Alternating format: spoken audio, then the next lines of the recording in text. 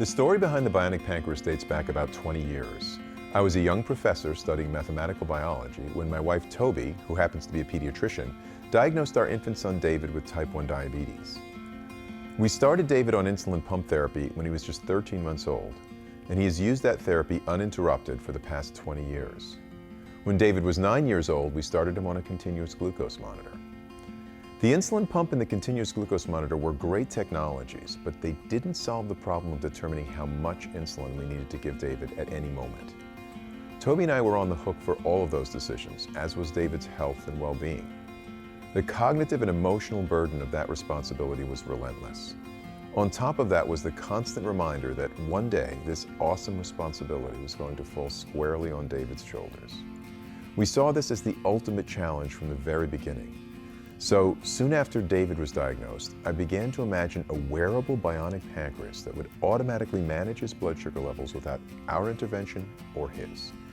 I turned to one of my PhD students at the time, Firas El-Khatib, to work with me to develop mathematical decision-making algorithms that would automatically and precisely determine minute doses of insulin for lowering blood sugar levels and glucagon for raising blood sugar levels every 5 minutes of every day.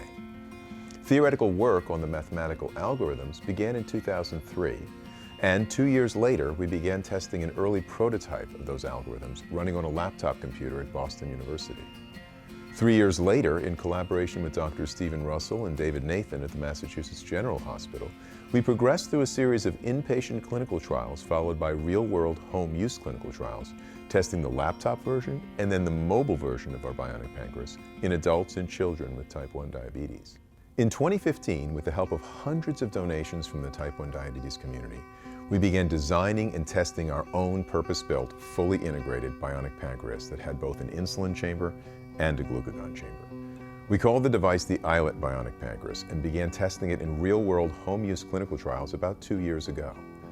And this year, 20 years after David's diagnosis, 440 adults and children with type 1 diabetes have been screened for a 3-month clinical trial that will test the iLet at 16 clinical sites across the U.S.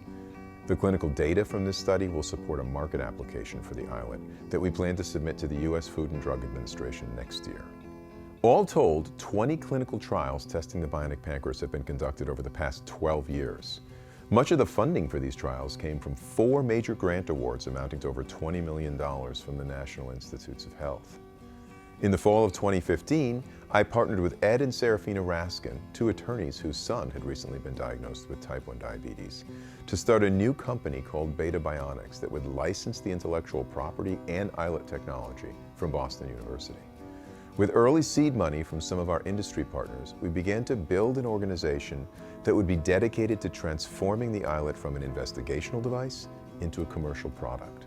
By virtue of the technology's inherent design, clinical outcomes consistently revealed that the results that were achieved with the bionic pancreas were independent of the patient's own abilities to control their blood sugar levels. The device appears to be agnostic to the skill sets of the patient. This is the essence behind our obligation to not only commercialize the iLet one day, but to make it accessible to as many people living with type 1 diabetes as possible. This principle of accessibility is one of our central tenets at Bionics. To that end, I knew that a technology as democratizing as the iLet could potentially be would need a business model that was worthy of that egalitarianism. As such, we incorporated Bionics as a Massachusetts public benefit corporation. Unlike a traditional corporation, our corporate charter commits us to creating a public benefit and to prioritizing that public benefit along with other stakeholders when carrying out corporate decisions. At Bionics, our public benefit mission is committed to acting in the best interest of the type 1 diabetes community. 40 years ago, the Bayh-Dole Act introduced groundbreaking legislation to help advance and translate academic innovation stemming from government-sponsored research. The iLet was born at Boston University and grew up at Bionics.